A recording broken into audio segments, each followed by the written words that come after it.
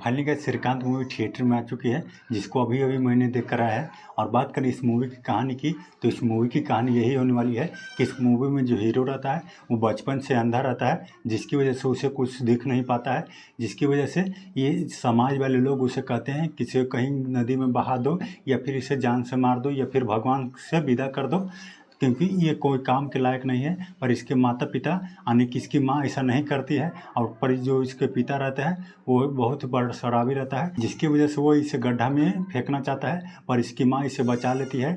और फिर ये बच्चा जैसे-जैसे बड़ा होता है, इसको स्कूल में भेजा जाता है, और स्कूल में भेजने के बाद वहाँ पे एक मास्टर इसको ज्ञान देते हैं कि इसको इस बच्चे को यानी कि एक हॉस्टल में रख दो, जहाँ पर सिर्फ अंधों के लिए हॉस्टल बना है। और फिर इसकी माँ ऐसा भी करती है, इस बच्चे को वहाँ पे हॉस्टल में रख देती है, और वहाँ पे एक मैम रहती है, देविका मैम, इसके खास टीचर रहती है, जो इसे बहुत अच्छी तरीके से पढ़ाती है। और ये बच्चा भी पढ़ने में भी यानी कि हमारा हीरो भी पढ़ने में बहुत तेज़ रहता है, जिसकी वजह से इसके सभी लोग यहाँ पे सभी लोग इसका फ़ैन रहते हैं, और स्कूल में भी नंबर 1 पर पढ़ने में रहता है। पर कुछ देर बाद जैसे ही ये बड़ा होता है, तो इसको बेस्ट परफॉर्मेंस रहने की वजह से इसको स्टेज पर भाषण देने के लिए बुलाया जाता है, ताकि स्कूल में जो फाउंडेशन दे रहते हैं उसके थैंक यू स्पीच के लिए इसको बुलाया जाता है स्टेज पे।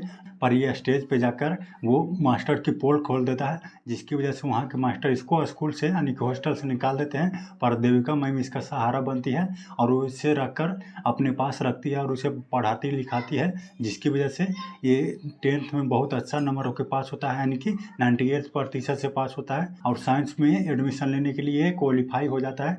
पर वहाँ के स्कूल वाले ये साइंस में एडमिशन इसको नहीं दे पाते हैं, क्योंकि ये अंधा रहता है। पर इसको अच्छा नहीं लगता है। ये और देविका मैम जाकर कोर्ट में इंडियन एजुकेशन सिस्टम पर केस डाल देती है, जिसकी वजह से कुछ दिन बाद ये हेयरिंग चलते चलते ये इसकी जीत हो जाती है, और फिर वहाँ के स्कूल वालों को इसको एडमिशन मजबूरी में एडमिशन देना पड़ता है, और फिर इसका साइंस में एडमिशन हो जाता है। जिसकी वजह से ये जब 12 पास हो जाता है, तो इसको IT में एडमिशन के लिए ये वहाँ पे जाता है, पर ये अंधा रहने की वजह से इसको वहाँ पे भी एडमिशन नहीं मिलता है। पर इसकी परफॉर्मेंस अच्छा रहने की वजह से अमेरिका के एक यूनिवर्सिटी ने इसको वहाँ पे बुला लेता है, और वहाँ पे बुलाता है, और इसको फ्री में यानी कि फ्री में शिक्षा देता है, जिसकी वजह से ये पढ़ने में बहुत अच्छा रहता है, और वो अपना नाम भी उजागर करता है, जिसकी वजह से इंडिया के लोग इसे बहुत चाहते हैं, और इंडिया के लिए बहुत कुछ करना चाहता है। फिर कुछ दिन बाद APJ अब्दुल कलाम इसके साथ जो भाषण दे रहे होते हैं, तो सबसे पूछते हैं कि आप लोग क्या बनेंगे। अब ये कहता है कि मैं इंडिया का प्रेसिडेंट बनूंगा। जिसके बाद अब्दुल कलाम आज़ाद भी इसका फ़ैन हो जाते हैं, जिसकी वजह से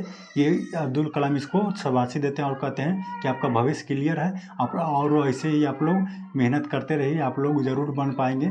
और फिर हमें आगे देखने को मिलेगा, ये जब पढ़ लिख जाता है, तो उसके बाद ये फैक्ट्री खोलना चाहता है, पर फैक्ट्री खोलने से पहले एक कंप्यूटर सेंटर खोलता है। जिसकी वजह से कंप्यूटर सेंटर खोलता है, तो वहाँ पे कोई इसका फंडिंग करने वाला नहीं रहता है, जिसकी वजह से इसका कंप्यूटर सेंटर कोई जॉब देने वाला नहीं रहता है, तो इसका कंप्यूटर सेंटर बंद हो जाता है। पर आगे जाकर ये खुद ही सोचता है कि मैं खुद ही जॉब क्रिएट करूँ, और फिर ये एक फैक्ट्री खोलता है। और फैक्ट्री खोलने के दौरान बहुत सारी परेशानियाँ आती है, और कंपनी खोलने की वजह से इसकी कंपनी में बहुत सारी प्रॉब्लम आती है। कोई इन्वेस्टर इसकी कंपनी में इन्वेस्ट नहीं करना चाहता है, और फिर ये अब्दुल कलाम आज़ाद के पास जाता है, और उसे इन्वेस्ट करने के लिए कहता है। तब इसकी प्लान को समझकर अब्दुल कलाम आज़ाद इसकी कंपनी में इन्वेस्ट कर देते हैं, और फिर दूसरा इन्वेस्टर भी इस कंपनी में इन्वेस्ट करते हैं, जिसकी वजह से ये कंपनी नंबर 1 पर आ जाती है, और उसको अवार्ड मिलता है। और अवार्ड बराबरी लेवल का नहीं मिलता है। तब ये कहता है कि मुझे बराबरी लेवल का अवार्ड चाहिए, अगर नहीं तो ऐसा मैं इस अवार्ड को नहीं ले सकता। और फिर वो अवार्ड को नहीं लेता है, और फिर कुछ दिनों फिर से इसे नंबर 1 अवार्ड मिलता है। और मूवी के बीच बीच में उन दोनों का लव स्टोरी भी दिखाया गया है,